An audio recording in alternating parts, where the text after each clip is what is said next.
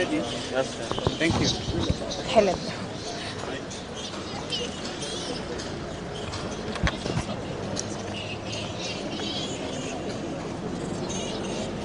It's very, very saddening. We are very deeply saddened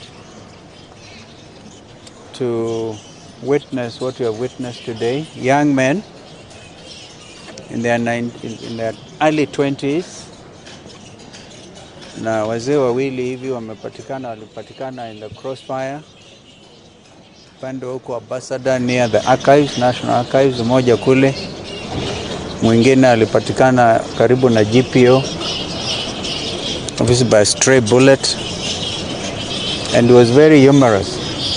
He told me that this was the first time he was participating in these demonstrations, and he was just watching to see what's going on, and then he was caught. So he said, first time unlucky, but he's alive.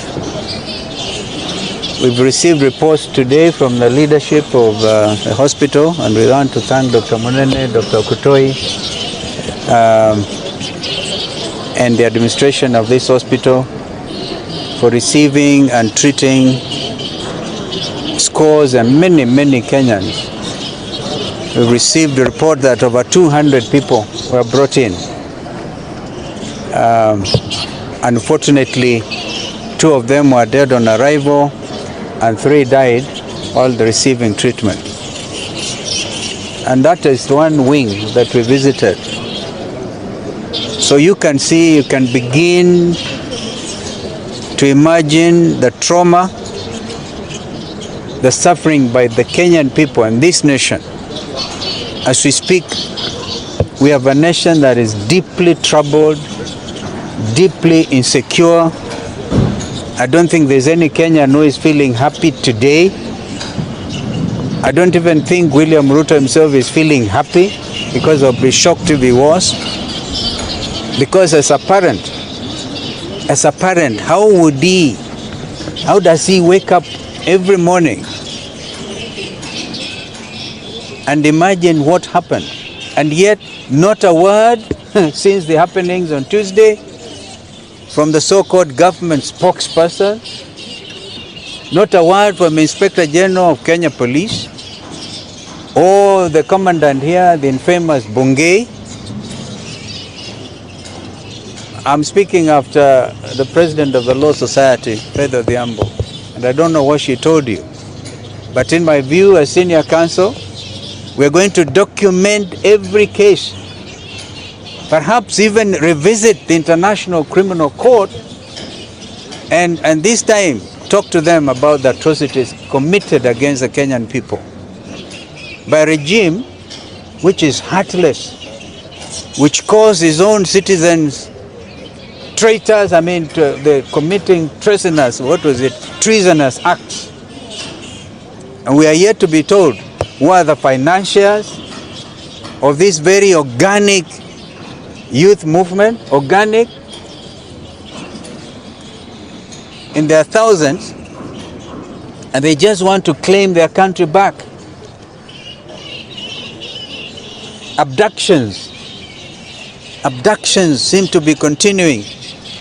I have here a letter that was written by the CEO of the and Director Chief Executive of the Kenya School of Law, Mr. Henry Mutai, when he issued this press release about the leader, Joshua Okayo, of the students doing their pupillage, doing their postgraduate course at the Kenya School of Law.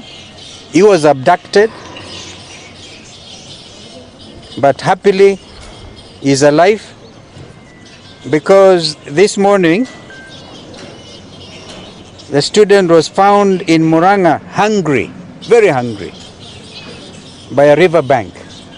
You can see that style of abducting student leaders, of terrorizing them, perhaps trying to indoctrinate them. This is not the country our forefathers fought for. And I want to look at William Ruto in the face. I hope he's looking at me. and tell him to rise above himself and realize he has the instruments of power and order the stoppage of killing of young Kenyans. It is obvious he must have given the directive, shoot to kill. Because those snipers would not have blown up the young brain we saw at the mortuary the other day. He's one of the two people who arrived here dead on arrival because his brains were blown off. So this cannot continue. In a democracy, it cannot continue. And by the way, I want to ask William, is this a democracy or a military dictatorship? Kenya is asking all these questions. They deserve straightforward answers, and they want their country back. Kwa hivyo tunasema poleni sana kwa wote ambao wameathirika tangu Jumanne. Jana mimi naishi karibu na Rongai, and I could hear milipuko ya risasi up to 8 o'clock. I was looking at the clock, 8 o'clock at night. Stop all these stories. Just a minute. Please, I'm begging. What are we supposed to do? Nimetafuta kila mahali. Hao waliniambia ningojee mpaka kesho. Si mgonjwa nimeleta. I want just to require. Where is my grandson? Get right. Thank you. Kutoka Githurai huyo mama. See how spontaneous. Anatafuta mjukuu wake kutoka Githurai. How many others are crying like that?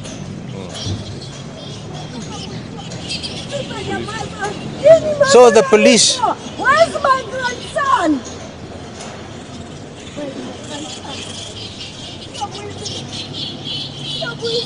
Where's my grandson?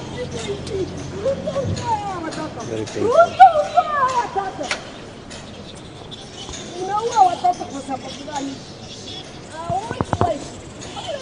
I don't even know how I can continue because she expresses the emotion in the hearts and the minds of Kenyans. It is possible for people who have negative energy to think we may have even asked that huyo mama Shoshua kuja alia hapa. We didn't even know. In fact, I was frightened myself. I thought she was going to throw me out.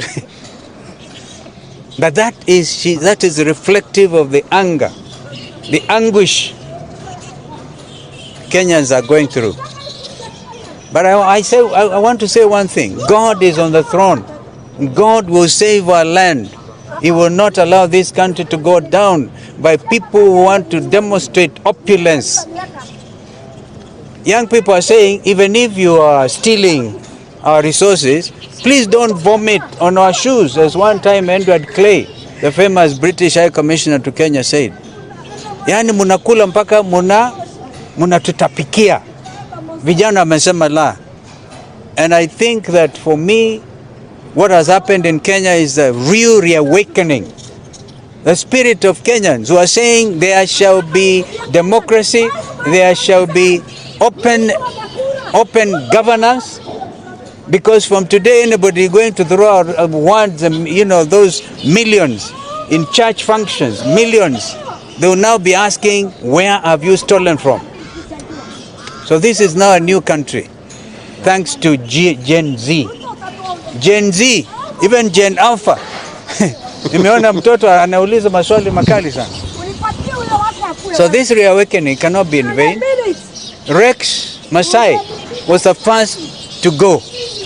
Rex Masai. And then Evans, who I think is getting buried today. Those young men could not have died in vain. This must be a new country. And how to begin, where to end, is an issue. God save Kenya. If there's any question, thank you.